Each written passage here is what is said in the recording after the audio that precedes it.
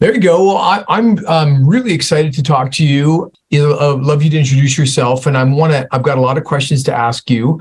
And keep in mind that my audience is a little familiar with deuterium, so I'm going to try and get you to give us the information that I really want to know. I'm really curious about so many things about deuterium, Sure. and I'd love to get your story. So I'd like to begin by, when you're ready, let us know who you are and what you do, and we'll go from there. My name is Viktor Sagalovsky, co-founder, CEO of Litewater Scientific. Is that a good start? That's great. Yeah. All right. So, and that's your current job? That's my current job. So maybe you want to tell us a little about your background. It's very, to me, I find the subject of deuterium and deuterium depleted water fascinating. I'd love to sort of hear a little bit about your background and maybe how you came into this topic and what is it about it that caught your interest? Well, I'm an autodidact, polymath, and always interested from a young age in mechanisms of aging and what causes us to age. And from a very young age, I was just fascinated. Maybe I say I'm an armchair gerontologist, or just somebody that wants to understand things and asks a lot of questions, and aging is the main question that the passage of time trumps all others because we have a limited lifespan. So why not try to figure out why while we're here? So that's kind of, I'm just somebody that's very inquisitive. Was there something in your background that made you think about aging? Did you have like older relatives, or did you go through any experience like that? Or because it's interesting, because probably prior to me understanding what deuterium was, I wasn't thinking about aging maybe in the same way that I do now. Was there something? I think it was when I got into yoga that I really, even from a kid, I was always wondering, why does, I remember looking at my grandmother, obviously a lot older, and thinking, what, and then looking at younger pictures. I think I was like, sure, 5 or 6 years old and something. I mean, what's the process? What's the mechanism of this? It's just we take everything's, a lot of people just don't ask any questions. It's just what is given, and they accept it. I question everything. I question why we have 7 days in a week. Sure. I always like that. But I think a path of yoga that I started on early really enamored me to this field, because I read stories of immortal yogis, people that live hundreds of years, and it was just fascinating to me. And so I got into that whole science of alchemy much later. But that was very interesting to me. Interesting. Okay. What's your educational background? Because the whole topic of deuterium gets very sciencey. Do you have a science background, or do you have I have a science background now. I have a bachelor's in multimedia, but I was somebody that never really stopped learning. I mean, I think by the time I got my bachelor's degree, I had enough for 2 degrees, because I just took everything I could, and I'm a consummate researcher.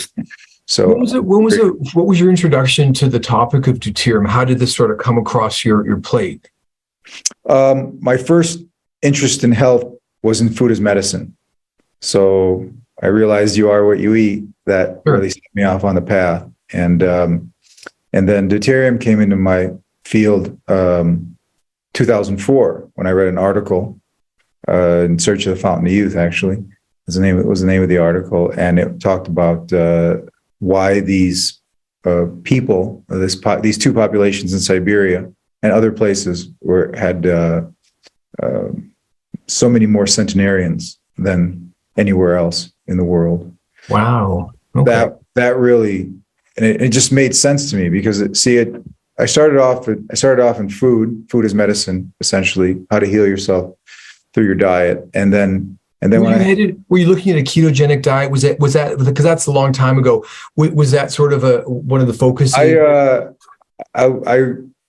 started one of the very first organic vegan raw food restaurants in the country, and I was 23 years old. Wow! So that got me started in that whole scene. sprouting your own, growing sprouts, dehydrating things, and really understanding nutrient density and what the body needs. And that got me. And then I got into the aspect of growing food. I moved to Hawaii shortly thereafter, and just got into everything I could around the farming, permaculture. Just absorbed as much as I could as far as knowledge, and just really sought out people that had any wisdom or information, and just apprenticed to them essentially. So, and then I got interested in the biochemistry, because that's the natural progression. It's like as from the macro to the micro to the nano. So right, got interested in that, and I haven't stopped learning since. So yeah, that was the kind of the path. But as soon as I started understanding blood chemistry and what the body needs, that really made me aware of certain things. Right. So and I got into alchemy. I got into Gould alchemy specifically. So I was into all these esoteric things, esoteric sciences, esoteric understandings, not only in the field of health, but also in archaeoastronomy as well, Polynesian archaeoastronomy. Oh, wow. So I'm fascinated by a lot of fringe things, and also on the technical side and filmmaking. I got really into stereoscopic movie making, and had a career in Hollywood. Making movies. So I just followed my interest, and water was very interesting to me from I remember, I think I was in 10th grade. And at that point I didn't seem like, water was water. And then somebody gave me some glacial spring water from Canada. And I said, wow, why does this taste different? Why does this make me feel different than just this water that I've been drinking tap? So that set off a whole different path of inquiry. So then when I moved to Hawaii, I got very interested in finding different springs, mapping where the springs were, and going fill up my jugs, getting a palate, a very sensitive palate for taste of water, and what contributes to the property of taste in water, minerals. So I got really fascinated with water, and because we're mostly water, so right. And so again, a lot of this comes from my interest in yoga, in yoga sciences and Ashtanga yoga, because you start reading these ancient texts, and it's all laid out there. It's all there. Right.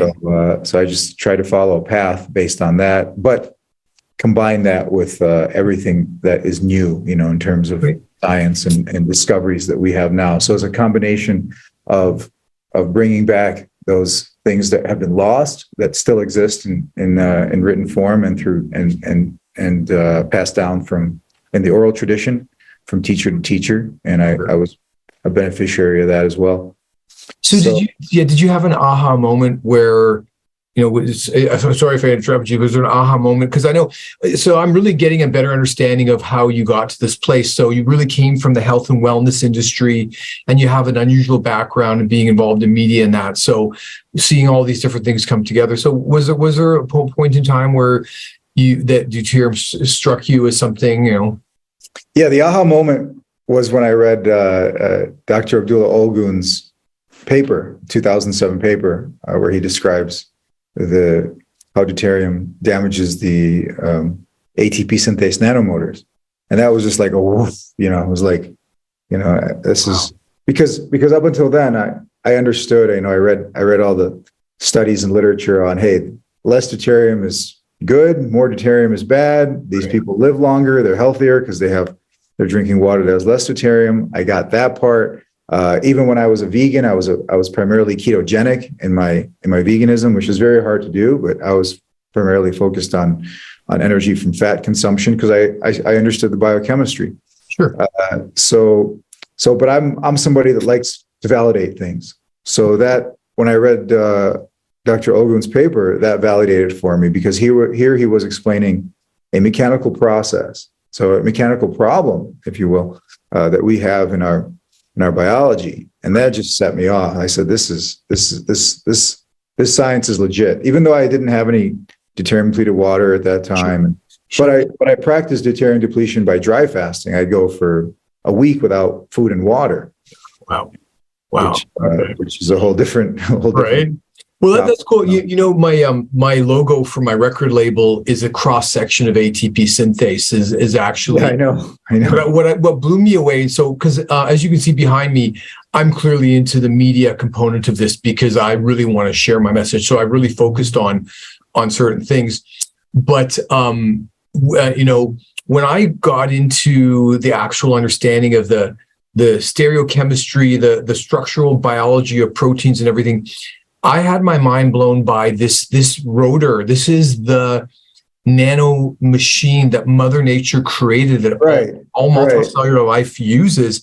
It's really fascinating. And the way every biochemist, they're not a biochemist if they don't have that aha moment about the ATP synthase nanomotor, because as I like to point out in my lectures is that it's like the possibility that those two parts of that motor were put together through evolution is like saying, put an aluminum block or a cast iron block in your front yard and ask yourself how many years before it evolves on its own into an internal combustion engine. Wow! All right, happen. It's a great argument for intelligent design. Right. Nanomotor. Well, it's interesting because there's a lot of different things I want to talk to you about, but I still want to sort of come into this a little more chronologically. So here you are, it's 2007. You realize something. Yeah, I didn't read that. I didn't read his article when it came out. I read it sometime later, but I had already been primed on the deuterium problem by the article I had read earlier. I'm pretty sure because this is an article I read as well. It was the first time that I saw somebody put these pieces together of the name of the people I've already forgotten. Up in the Himalayas where the people were supposed to be living longer, and it all goes back to the Soviet research, which is the Altaians and the Yakutians, and the story goes. I love to find the origins of things, so I had written the full provenance of where this all came from, and I'll explain it to you if you want to know. But it's in the article, A Brief History of Deuterium Depletion, which is on our website. But essentially, there was a young gerontologist and a young biophysicist. They were going through graduate school, or they had just completed graduate school. It was the mid '50s, and they wanted to they wanted to do something, something legitimate in their field. And they were in the University of Tomsk in Siberia, and their respective professors said, "Hey, well, if you want to figure out why these people are living so much longer." They at the time, I think it was the Yakutians. They had 134 centenarians per million. And everywhere else in the Soviet republics and Europe, it's like 5 to 30. Okay, so why are these people living so much longer? And when you consider they're primarily living like Eskimos, they don't have any fruits and vegetables. They're certainly far away, as far from the Mediterranean diet as possible. And yet these people not only are living a long time, but they're very healthy, and the women are giving birth into a late age. So into their 50s naturally. So what the heck is going on? So the professor told them, "Hey, if you want to get a name for yourself, then figure this one out." See, and at that time, it had only been less than 2 decades that it was discovered that deuterium that existed, that there was an isotope of hydrogen. 1931-32, Dr. Urey and his colleagues discovered that. So it was still this was very, very fresh. So they looked at everything. They looked at their diet, their genetics, and then they discovered, when they were going through the water they drink, they discovered that it had 16% less deuterium than everywhere else. So what's a ppm? What's a parts per million of that water? It was in the upper 120 range. Oh wow, okay, and that's just upper 120, lower 130 range, somewhere around there.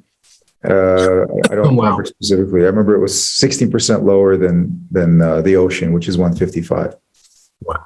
Okay. So and that got them interested. And they said, okay, maybe this is it, because they compared these two populations, because even though they're similar, they're still very different genetically and lifestyle and things like that. So and they cracked it, because when they started to experiment with plants and animals, they saw that when you give them water that's deuterium depleted, they grow faster, they grow bigger, and they have less disease. So they published this. They published in 1959 and 61, and then the Americans published on this in Nature in 66, and that was the beginning of understanding deuterium depletion as a really important component of our biology. And ahead of that, the Americans in the 40s had discovered, or actually almost as soon as they could synthesize pure heavy water, which is D2O, which doesn't exist in nature, or it does, but it's 1 out of every 41 million molecules of water. Right. So you consider that 1 out of every 6,600 or 3,300 molecules of water is D2O, D2O or HOD, or yeah. So it's a big difference. So they synthesized D2O in a laboratory, heavy water, true heavy water. And they found that if you, they said, okay, is this water? It looks like water. It tastes like water. It's a little heavier. Okay, but it's still water. But sure enough, when they give it to a mammal for 3 to 5 days, somewhere between the 3rd and 5th day, you just die. And they didn't. So, and that was, so, I mean, is there any easy way to explain why they would die? Why with the, So, well, yeah, it's a metabolic problem. It's just killed the nanomotors, killed the mitochondria, and absolutely. It's like it suffocated you, right? Wow, kind of like cyanide. Sure, but much slower. So, so the conclusion by the American scientists was deuterium is incompatible with life, and that was fairly early. That was in the 40s. Yeah. But they just put it on the shelf and go to the next project. Sure. So I don't think this really became interesting to a lot of people until the water was available for people to drink and understand that if you lower your deuterium level, that you will have a clear positive metabolic benefit, and fairly quickly compared to other things. Right. Well, so, the interesting concept is that water is one of the highest deuterium things that we can put into our body, correct? It's usually regular water is 155 parts per million.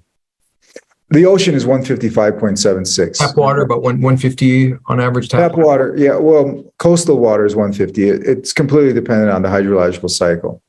So places that have less deuterium, it's simply because the hydrological cycle is different. So extreme northern latitudes, mountain ranges that are far away from the hydrological cycle of the ocean, like the eastern slope of the Sierras. So, and there's some interesting anomalies all over, like Antarctica, 89 parts per million. Wow. Why? Why is Antarctica? Because the North Pole is not even, it's like 105. So why is Antarctica so much lower? It's because it's water that's locked in time from a previous age. So that's what I want to actually take this opportunity before, because I still want to go back to your story, but so I want to sort of get that point across. So basically, the water that's frozen in Antarctica came from a different time on this planet when we know there was less deuterium. Right, and you could and when you look at those, that was probably like 80 million years ago or so. Now, of course, the Earth goes through many cycles. Sure. But when you look at that time, you see that plants grew bigger, animals grew bigger. Obviously, there was the makeup of the atmosphere and the magnetic field were different as well. But certainly, having less deuterium and those other factors contributed to these giant animals, like massive dinosaurs, and everything grew bigger. Right. And certainly everything's gotten smaller since. And a lot of that can be blamed on deuterium. Certainly not everything, but it's kinetic. You just look at the kinetics of it, right? If something, it's like if you woke up tomorrow and you had you look the same, but somehow your mass doubled. It would be you'd have to find a new way to live, right?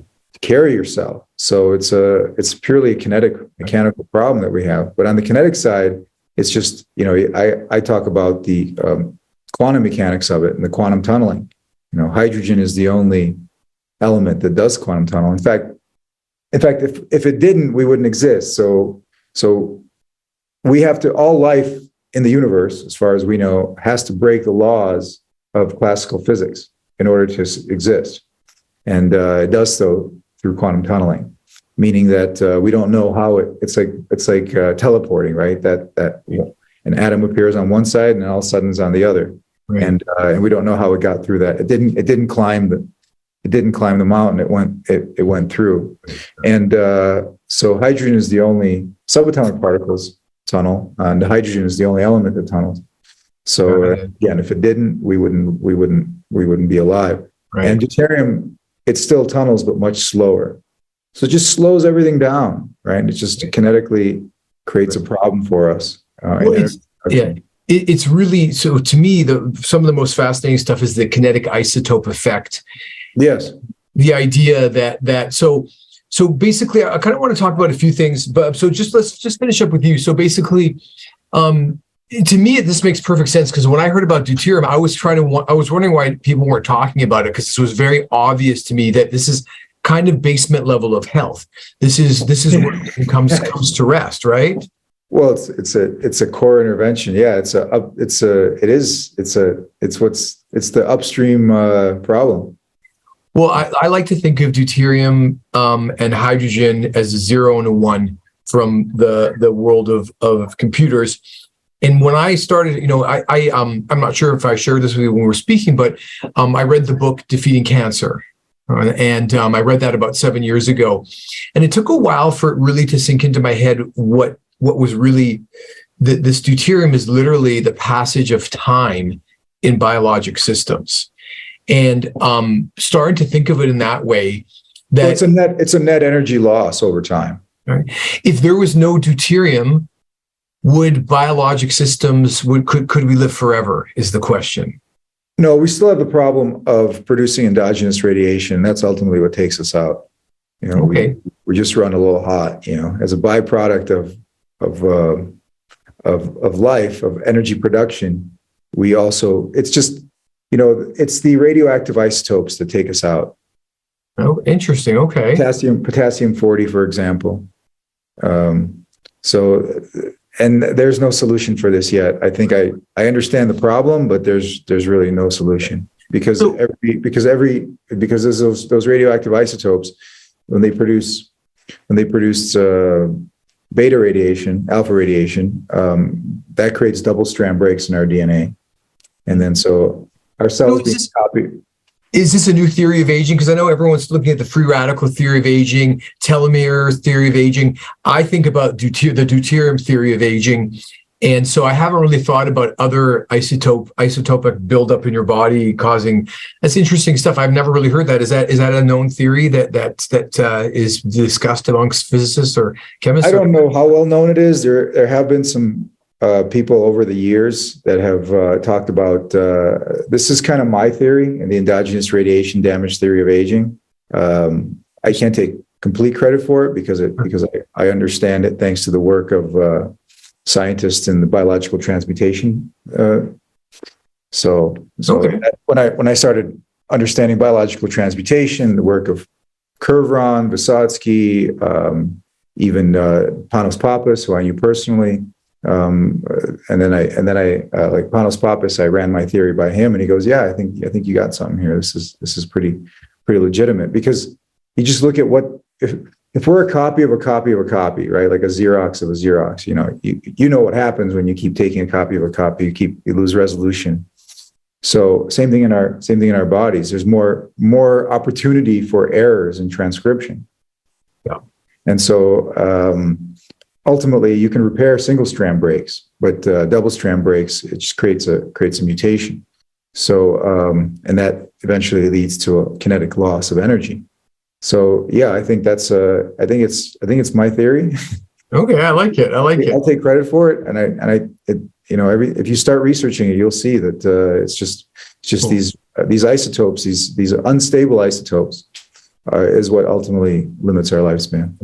Yeah, well, I was fascinated as I did my research just in general for science and for everything that I was doing. I was sort of blown away by how everything really just comes down to a positive and negative charge. It's kind of almost scary just how the nanomotor itself is running on. And then you have this neutron, which doesn't know what it wants to be, right? Yeah. So, and the neutron, when you look at hadronic mechanics, you understand the neutron is just a latent proton-electron pair. It just hasn't been popped, right? It's like it's still in the chrysalis. Like Interesting. metamorphosis hasn't happened yet. So that neutron is waiting to manifest itself as essentially a protein, a proton-electron pair. So until then, it just takes up space and creates isotopes within the elements themselves. So. Okay. So now you're obviously interested in this. Did you start to think, well, there needs to be, so someone started producing deuterium depleted water. I'm not sure who the first person was, but you said to yourself, this is kind of where I want to head. Is that, or did it come around? Absolutely. Because I like to look, I'm all about upstream solutions, even in nature, I like to hike to the source of something. If there's a river, I'll hike until I can find where the rocket's coming out of.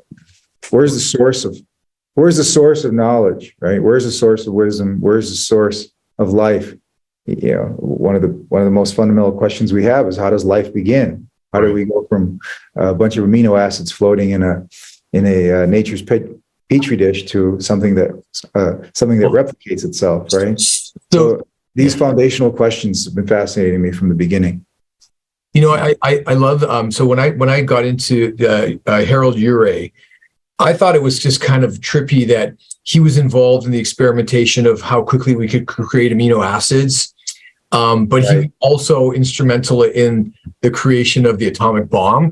And this one guy was so smart, but he was involved in, the origins of life and the destruction of life. I find that's kind of like, it's a paradox. It's a paradox. Yeah. Interesting. Right. It's a paradox. And I like to think that, since we discovered that hydrogen has more than one isotope, that the 20th century was about creating atomic energy to power, I would say, to power life, for energy, but also for destruction. It can be used for atomic weapons.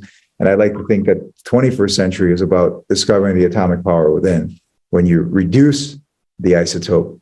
I love that. Wow, that's a really interesting way to think about it. Okay, so then you decided. So how did you get to Litewater? How do we make that? And you don't need to share any proprietary information. But I'm sort of curious. Yeah. Well, I wanted to drink deuterium depleted water, so I tried to see if I could make it myself. Sure. And I failed miserably. You kept on freezing ice and water. All of that. I did it all. Yeah. Fascinating. And then I went to Russia, and I feel like there's some kismet in this, because I came from the Soviet Union when I was 7 years old. So I grew up as an American. I started first grade in the United States, but at home we spoke Russian. So it was just I didn't think too much of it, right? Immigrant kid, a lot of people here are immigrants, and sure, absolutely. But then I wanted to really understand where the science came from, so I went to Russia, and I was like, it was like a completely new awareness, because I show up in this country, I'm like, I feel fully like an American, and all of a sudden I can understand everybody. I can speak. I'm like, this is great. Like, thank you, Mom and Dad. Right. Right. So I was able to connect with the scientists and researchers that were working on technology to create a commercial process for removing deuterium or reducing deuterium from water. And I partnered with them. And I started importing the water into the U.S. Is this industry big in Russia? Do the Russian population in general know about this? Not really. So it's more not so much. Now, I'll say this: in the 50s, there was a lot about glacial meltwater or freezing water and then drinking the melt, and that was a kind of a thing for a while. In fact, they had a I think under Khrushchev, they kind of not fully classified this, but they kind of classified this because they had an incident there in the Soviet Union in the 50s that the world didn't know about, And the people were exposed. It was a melt. It was like I'm not particularly sure of the details, although I read about it. So it was they had a meltdown, right? And so they rehabilitated the people with deuterium depleted water. And so they said, okay, this stuff works. We're better just keep it for ourselves. Got it. Interesting. Okay. So the first device for making deuterium depleted water was created by one of the researchers that had originally discovered this in the 50s, Dr. Berdyshev. He passed on a while ago, but he lived, I think, till the early 2000s.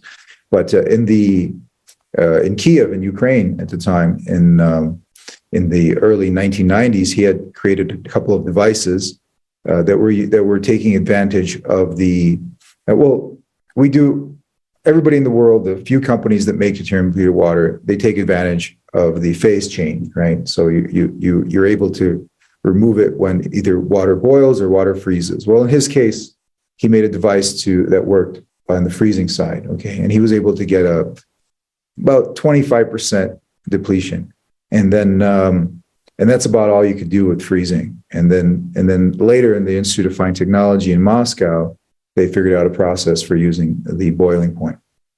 That's a question I have is, so basically using heated water and using a tall column, that's way more efficient than freezing and trying to separate it that way.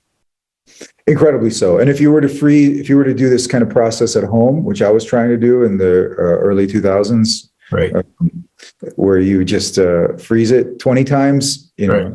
If you look at the data, you maybe if you're lucky, you'll get like a half a ppm. So it's just completely ineffective. Wow.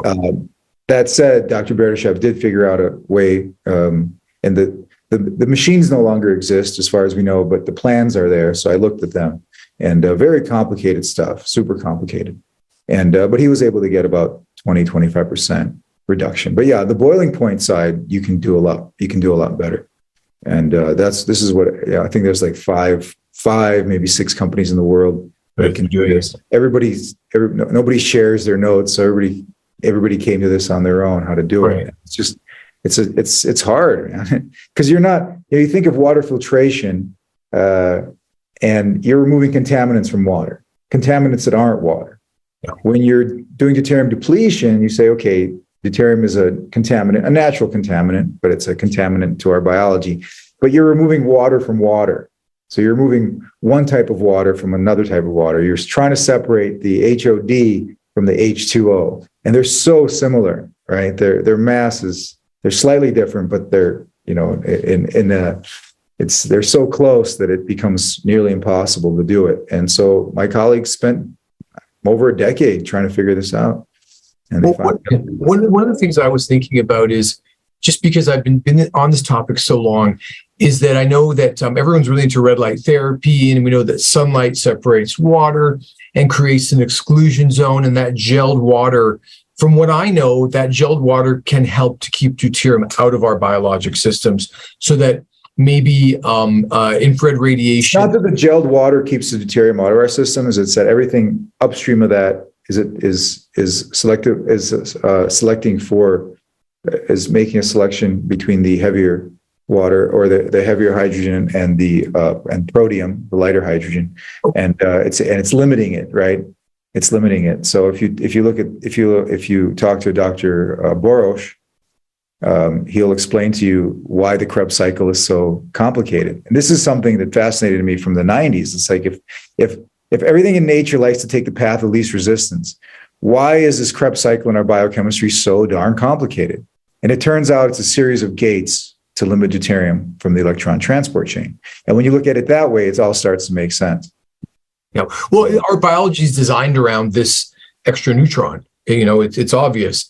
Our biology is designed around the management and the mitigation of this heavier component.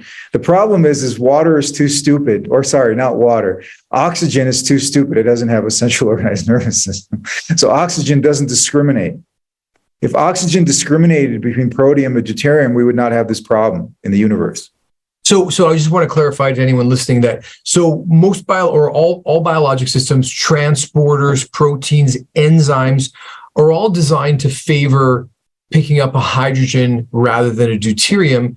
through the course of evolution, because presumably, because deuterium is so dangerous, anything that was designed to be not selective didn't make it into our current future. Right. But back to that But oxygen doesn't. Doesn't. So oxygen will form with deuterium to make water, or it will form with protium to make water. Interesting. And therefore lies the problem, because you're not going to find deuterium isolated in anything, right? It's always bound to an oxygen. Yeah. Never going to exist. It's never going to, unless it's deuterium gas in the vacuum of space somewhere. Right. You're not going to find deuterium by itself. So you're also not going to find atomically pure hydrogen either. Hydrogen is always going to be in an H2 component, molecular hydrogen, or attached to something else. But it'll always be, you'll never find a singlet hydrogen, at least not for very long, right? Okay. So then if we're thinking about why being in the sun is useful to deplete deuterium, because I still have in my head that the gelled water is going to be more preventive of, because that extra neutron it can't get through as easily. Is there any truth to that, do you think, aside from the selectivity of our biology for the protium over deuterium? Is there any truth to that? Because the saunas are so health promoting, and they build your exclusion zone water. It's going to give you more free electrons, so it makes sense. When we're talking about sunlight, we're talking about taking something that normally produces heat, right? And using that to produce a chemical action or chemical reaction.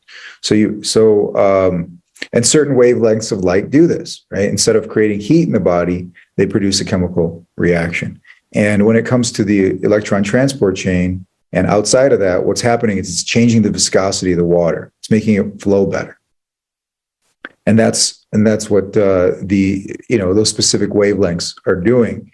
But if I could pivot to something else for a moment, the current understanding is that our energy is produced by ATP, right? And ATP is produced by not exclusively, but the primary the bulk of ATP is produced in that. In the electron transport chain and in the ATP synthase nanomotor, and the byproduct of that is metabolic water, because the water that we drink is not the water that makes up our cells; it's water that we synthesize, it's water that we make. So, but that is not the only energy producing. That's not the only energy producer in our bodies, And I think this is something it's very dangerous to become settled on science before we have all the answers, because there's something known as human photosynthesis as well. And so there's a great argument to be made that the bulk of our energy is not really produced by ATP exclusively, that the bulk of our energy, ATP being a source of energy, but that our energy is produced by melanin. Okay. Yep. Because whereas cytochrome C can absorb certain wavelengths of light in the 600 nanometer range, and also in the 800 nanometer range. So you have red and infrared, and this translates into a chemical reaction instead of heat. When you look at melanin, it can use any wavelength of light, whether visible, invisible, anything. And what does melanin do?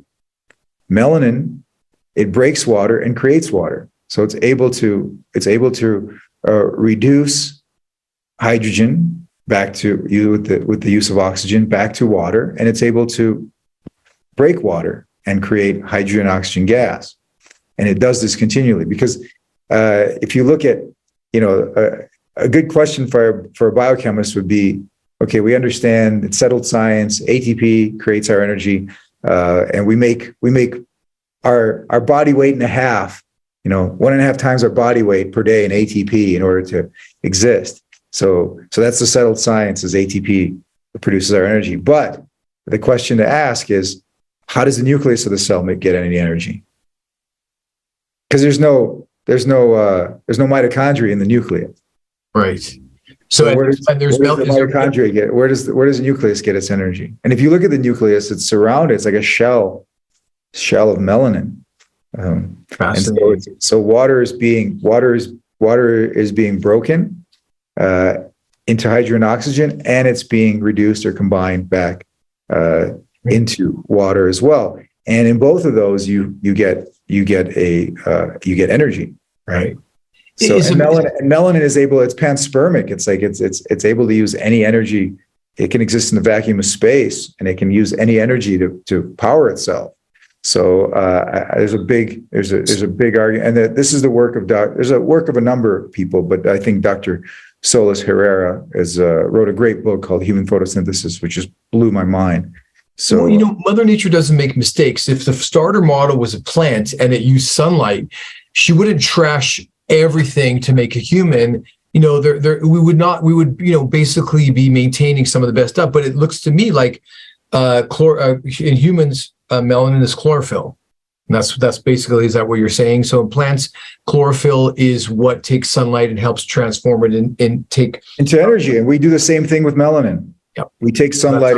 We take not only sunlight. It could take anything. Any energy input will any radiation is caught in that melanin.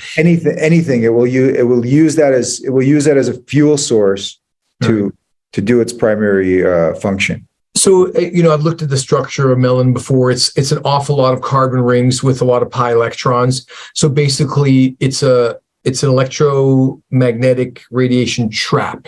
It's a trap. Yeah. Yeah. It's a well. It's a dark well. Okay. What's funny is I just actually did a podcast with a younger dentist who's very much into the work of Jack Kruse, who's now really getting into melanin. So I don't know if you've been following his stuff, but Jack Kruse is now really talking about this sort of the same type of stuff of how. I recommend that you and everybody that is interested in this type of science, or at least diving deeper into it, read the phenomenal master work known as Human Photosynthesis by Dr. Herrera. He discovered this because he's an ophthalmologist, and he was looking at the water inside the eye, and he was looking at how energy is produced in the eye and ophthalmological diseases, and he cracked it. He goes, this is another thing that's completely overlooked, but contributes enormous amount of energy into our system. Fantastic. So when you read this book, it'll blow you away. And I think based on these things, they're a bit ahead. They're a bit ahead of what is accepted science. But if you use them all, like we have deuterium, we have biological transmutation, we have human photosynthesis, we have the radioisotope problem. We have you could also go to the what you can then those these are the building blocks of getting a real theory of aging and a real theory of how to not only extend our lifespans, but maybe to go back to a blueprint that is deep within us, but is no longer used. All right. I love to get into these stories of ancient humans that were 10, 12, 15 feet tall, and all the evidence that exists on it. I believe it, and I believe that people lived to 1,000 years before. We had slightly different atmosphere, and so I like to. One of my goals is to simulate that primordial Earth, and it's not very hard. You just need to increase the carbon dioxide a bit, increase the oxygen a bit, lower the deuterium, change the magnetic field somewhat, and increase the atmospheric pressure. And you'll see what happens. And in fact, when this was done under laboratory conditions, they found that plants and some animals, again, I haven't validated this. I only read this. I haven't gotten fully into the data. But what I read was very interesting, because it said that the genetics reverted back to a previous form. So something that is small. Like if you think about it, a chicken is a genetic descendant of a dinosaur, right? So if you expose it to those conditions, can it revert back to those original genetics of being very big? That's very mind-bending type of stuff to think about. It's funny because the topic of deuterium and speaking to the different experts, it opened up the possibilities of all kinds of things where maybe our biology came from a different planet, or there's a million different theories. I know Dr. Borush has his own theories, some religious oriented. I love that. I love the talk. I love the sort of woo side of this, just because I don't believe in ghosts and I don't believe in a lot of stuff, but I like the possibilities that these scientific things, the way that they come together, can be so unusual. So. Well, the woo-woo part that I love the most is that there were these two extraterrestrial contactees, and they both wrote about them talking about 20 years apart, one in the early 70s, one in the early 90s. They both talk about asking their extraterrestrial contacts. One claimed to have physical contact. One was telepathic. But they asked them the same question: Why is our lifespan so short? And the answer was identical: is that sorry guys, you got too much deuterium on your planet. Yeah. That was one of the things. There were actually four things, but that validated something for me because these people were not of a scientific nature, right. And they would either have had to have read some obscure literature, which was harder to find back in the card catalog era when you had to look for it through a library. It wasn't just Google it and find it. So I love those cross-correlating these different sources of knowledge to validate bits of pieces of information, sources that were not necessarily related or would have known about one another. Right. Well, okay. So on that note, separated by time. Yeah. Well, I'm Jewish, and my mother kept kosher, and all these weird rules and regulations she had. And then, I talked to Dr. Boros, and he's like, oh yeah, the Jewish religion, those are the laws of deuterium depletion.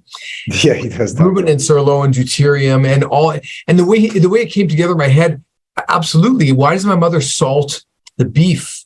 Well, she gets stuff from the butcher and she puts it in the sink with salt to draw the blood out. Well, that's where all the deuterium is. So I was kind of, that. Yeah, and maybe without knowing it, also to have a little less N-glyconeurominic acid, certainly. Perhaps. Well, I think the religious laws are always laws of health and safety. I was proposing a theory to Dr. Boros a few weeks ago about the Ark of the Covenant and the original purpose of it.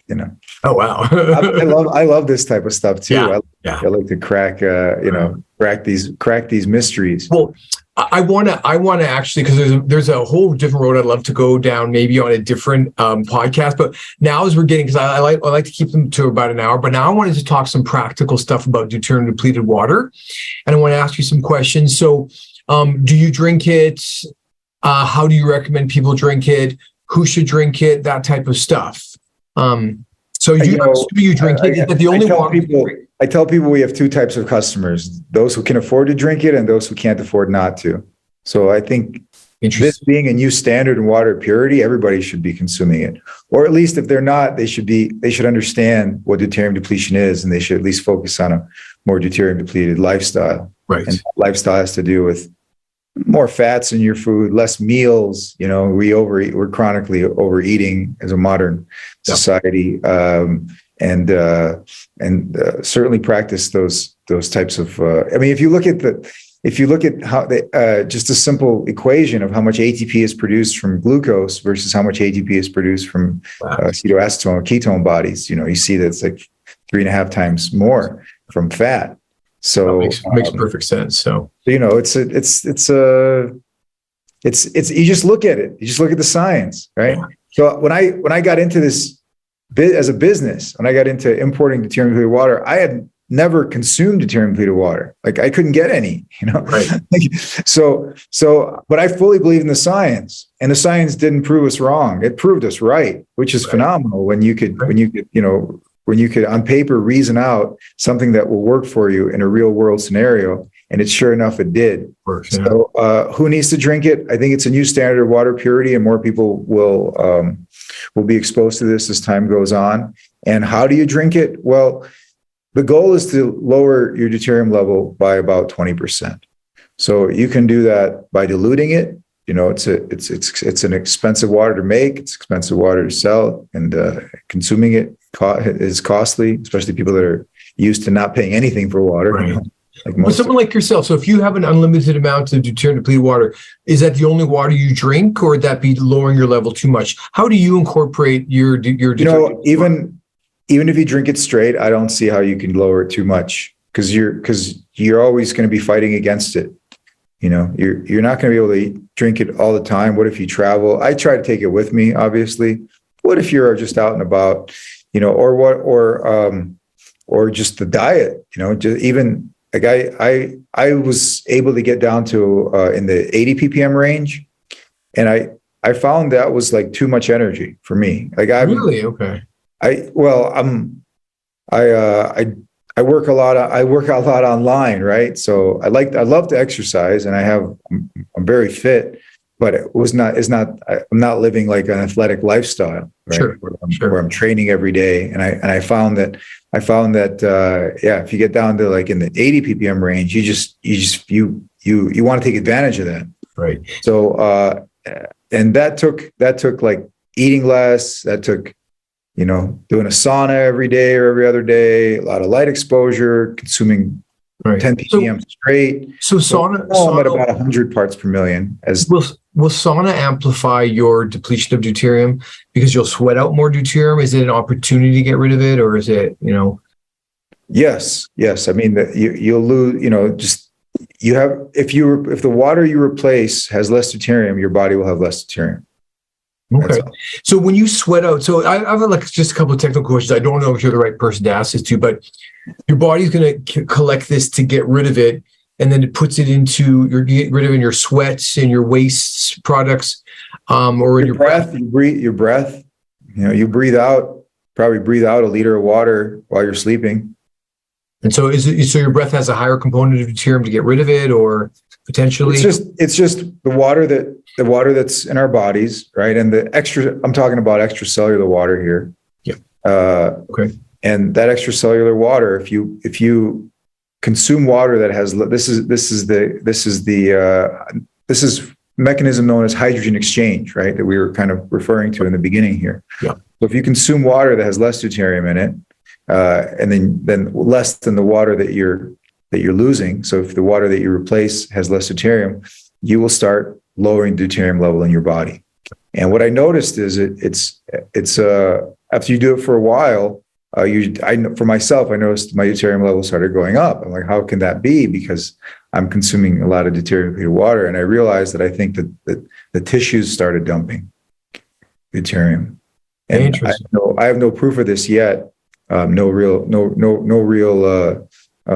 quantitative research on this, but I'm getting some qualitative insight into this, and I gotten a lot of insight into how water works in the body just by dry fasting. You know, just going without it. You understand. You understand how badly you need it and what the function of it is and how much you need. So I think chronically we overconsume water. I think one can be very dehydrated while drinking a gallon of the wrong water, and one can be very hydrated by drinking the right water, which is deuterium depleted water, and not in enormous quantities either. So there's two approaches that one can take to deuterium depletion, and one is this linear depletion, which is very kind of a clinical, very, very linear, very structured approach where you dilute your water ahead of time. And you could dilute anywhere from, you can drink it straight, or you can dilute it 1:1 to 1:4. It's kind of therapeutic window. Okay. Or you could just drink half a liter of 10 ppm per day. Right. So that's what so I'm really in the weeds on this. And so I obviously buy deuterium depleted water because I've read the science. And so my concern is, like, if you're drinking the 10 ppms, because the hydrogen and deuterium will exchange to equilibrium. And it's, what's crazy, it's such a known thing that all physicists know about it. People really know about this, but they don't understand. They're not thinking about it in a deuterium depleted water drinking way. But is there any harm if you're drinking 10 ppm? Is there any harm on your mucosa, on your stomach? And I haven't seen any harm from drinking deuterium depleted water. Well, look, it doesn't exist in nature, right? 10 ppm doesn't exist. Right. We make it. Right. Or we artificially reduce 94 to 97% of the HDO in water. Right. So does this have any I haven't seen any, a number of our customers drink the water straight, and they've only seen benefit, because again, it's the food, unless, the real thing to do is to try to, we're a long ways from it, but if we can grow food in deuterium depleted water, or even slightly deuterium depleted, then that's really going to move the needle quite a bit. Because we'll never, we're always, an average body has 1 to 2 grams of a deuterium in it.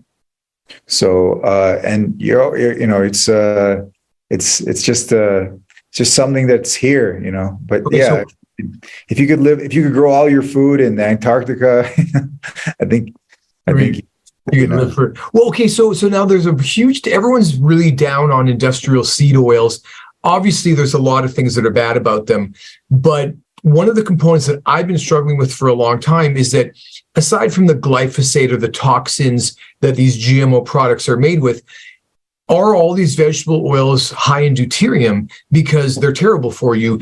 Is that a component? So I thought for sure that not all. Like I was thinking of a project of growing hemp seed at a high elevation in areas where you have 20% less deuterium, and then certainly the oil would have less deuterium than something grown close to the coast. Right. So I generally don't consume too many seed oils. I like hemp oil, and then it's very volatile, so you have to really make sure it doesn't go rancid. Has anyone sort of measured, like, are saying, oh, these particular, like this sunflower oil and this canola oil, the parts per million deuterium is much higher? Has anyone made those measurements between those oils? Because I know there's certain foods have been tested, but because that's right now the villain to everyone is these industrial seed oils, and I agree that they're toxic alone because of the glyphosate. It's gonna purely depend on where it's grown. Interesting. Okay. Yeah, but as a general rule, I like the whole food. So if you're gonna consume seeds, why not consume the whole seed? Why press it for the oil? You're going to get the oil anyway if you consume the whole seed. Well, it's just that you can't go to any restaurant where you're not getting canola oil. I can't eat it. I always ask. It's like I always ask the server every restaurant I go to. I say, "What oil do you cook with?" And it's always comes back as soy or vegetable or oil. Rarely, once in a while, I have found restaurants that use rice bran oil, which I'll eat that. I won't do canola. It's very sad. Like I love deep frying stuff, and I do it in MCT oil. Oh, you do, huh? Okay. I was going to say really, because I've fried in coconut oil, but it's a bit of a pain, So I don't like coconut oil because it's not culinary. It's always gonna taste like coconut. Yeah, say sweet. So MCT is just a fraction of coconut oil. Medium chain triglyceride, and I like it because it has really no taste. And I also like palm kernel oil for that. It's just harder to get now, and palm kernel also is very good natural or a plant-based saturated fat, and really like that one a lot too. Why is coconut oil so low in deuterium? What do you think? Because to me, I'm thinking, well, this was around at a time on this planet. These are ancient trees. Maybe they retained. I don't know if it's. I don't know if it's low in deuterium. Actually, I just know that nature's strategy is to load the carbs and deplete the fats. So you just look at the molecule, and you look at look at the hydrogen, and the more hydrogen you have, the more chances that there'll be a deuterium there.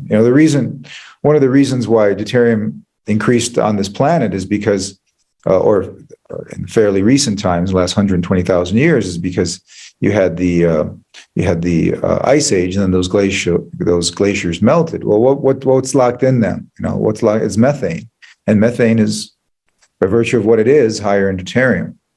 So in fact, now, if you have a warming period, then you're going to release a lot of methane into the atmosphere, and that will increase the amount of deuterium in the world. Okay, so methane being released due to warming is going to increase the deuterium in the environment because some of those hydrogens are actually going to be deuterium. Oh yeah. Fascinating. Yeah, it's really simple actually. When you start when you get past the complexity of understanding how things work and what it is, once you know those complexities, the underlying mechanisms reveal themselves as being quite simple. So this is a technical question as well. Do we package deuterium up in like a vesicle to get rid of it, or how do we collect it and get rid of it? through hydrogen exchange, just like we talked about. Right, but there's no concerted effort. There's no. Is there a carrier? Is there like an autophagosome type of carrier that's? There's sulfur molecules have been proposed as a more what are they called, sulforaphanes or something like that. They've been somebody had proposed that perhaps they have a that they select for deuterium versus hydrogen. So I don't know, honestly. Got it. Okay. So potentially, the body could technically be using some protein or some molecule to stack all the deuterium and then get rid of it that way. I don't know if it's certainly not stacking them. It's just selecting one molecule at a time. Yeah. So I don't think it says, okay, all you deuterium, you're in jail. Right. Well, I was just thinking that would be nice. It'd be nice if you could you have a liter of water and if you could just go abracadabra, all deuterium water go to the top, and then just scoop it up. But it's just, right. It's very interesting how to look at the order within the chaos, right? Is it a randomness of how deuterium is distributed in nature, or is it a combination of ordered and random? It's a very interesting question. When you get a little bit further in understanding this, you see that the migration cycles of animals is also completely dependent on deuterium. Wow. Okay. I think these birds that migrate thousands of miles, whales that migrate thousands of miles, they're doing it because there's a deuterium depletion strategy for their progeny.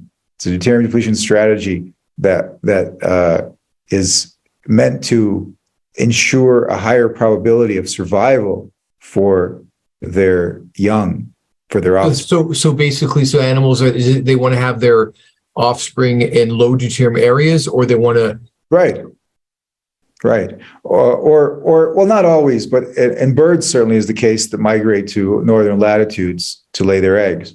With whales, it's different. Whales hang out in areas of low deuterium, like drinking glacial water runoff, and then they swim to warm areas to give birth, but they also fast for months on end in those areas. Right? They consume nothing. Like a humpback whale will swim from Alaska to Hawaii and then fast for 3 to 6 months. And wow. So you think that's built in? They're specifically choosing not to consume high deuterium food because that's just a part of the evolutionary cycle. Wow. They're not conscious. It's not conscious, obviously. Sure, but it's a strategy for survival, and the strategy for survival is built into every living thing. I had a professor one time. He said humans are the only species of animal that is conscious of their mortality. And I raised my hand and I said, excuse me. I said, the roach knows when you're trying to kill it. It runs. Yeah. And I think I got kicked out of class for that. Right. Interesting. So everything has consciousness in it, right? Everything is the consciousness of the universe in it. And the intelligence of the universe is in every living thing. Whether we're conscious of it, that's irrelevant. It's just that consciousness is within all living things, and survival is the primary desire of anything that is alive. Is to procreate and continue itself. So and deuterium factors into this, and early on, when you have the kinetics of something tells you, hey, you're gonna select for something that is easier than something that's hard. Right, for sure.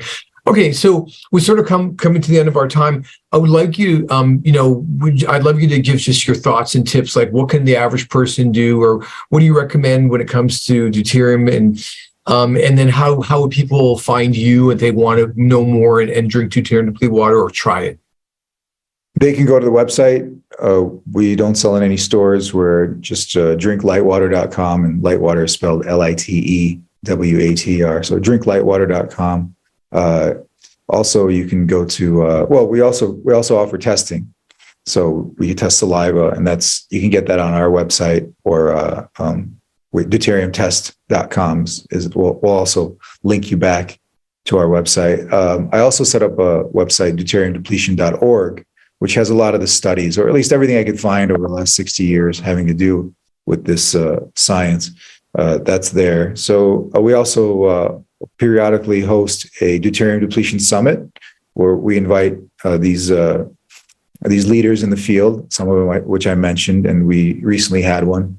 And I think there's about 9 or 10 hours of footage, very, very scientific stuff. I think if you're a practitioner and you want to get some deeper understanding in what this is, then you can go and watch.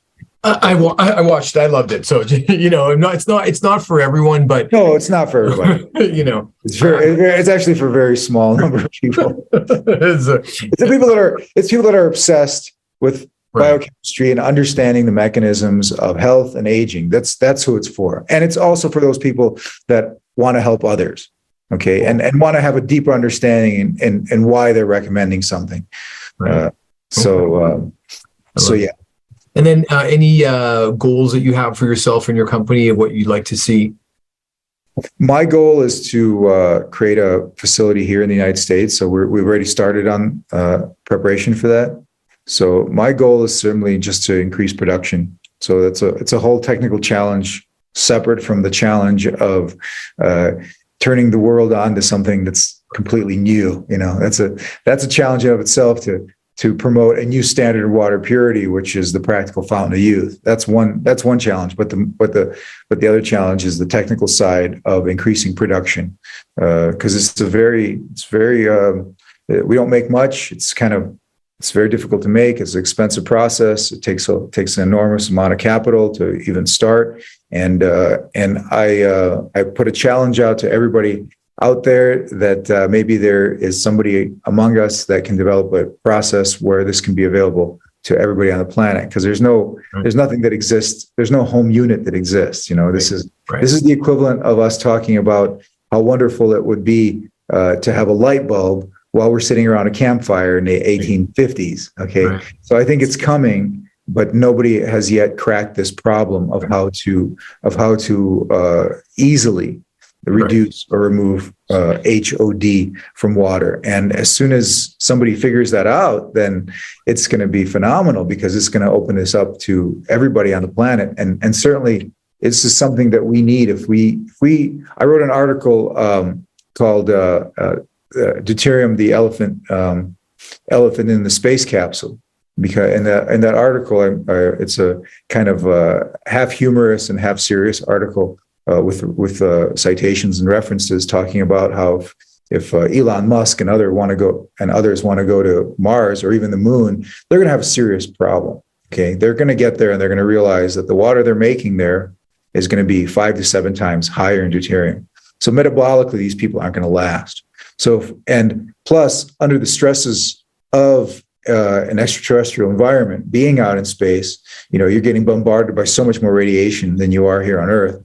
So a strategy for survival is deuterium depletion. So I make a case for if we want to expand our horizons, if you will, if we want to become a species that journeys outside of our home, that deuterium depletion is absolutely vital, and having deuterium depleted water is absolutely you can't do it without it. And I've been trying to get a hold of Elon Musk for a number of years, just for him to read this article and understand. Sure. If you want to plan for this, that you got to plan for how you're going to make water, because when you're in the biosphere here, you don't consider that.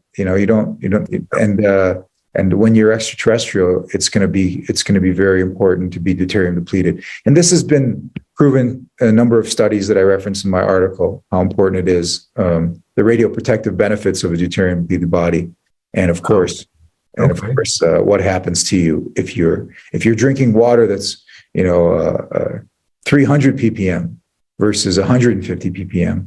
Metabolically, you're gonna expose yourself to a lot more epigenetic faults. Yeah. Okay. All right. So, when I post this video, I'm gonna on Instagram, I'm gonna make sure I add Elon Musk, and I'm very confident. So you can see my cartoon characters. There's Marty Mitochondria right there, and there's Deuterium. And I believe I'm going to be bringing this scientific knowledge to the masses in a fun way with my record label, Deuterium Records. So I'll be. Yeah, what you're doing is just it's too cool. Yeah. Thank you. Yeah, and it's going to be a lot of fun. So I wanted to ask you, do you play an instrument? I need a bass player. I have a bass at home. I couldn't. Okay. I could probably, keep a simple bass line, but I'm not a. All right, cool. I may draft you because Vitamin K2 plays bass. We don't have a bass player yet, but good for now.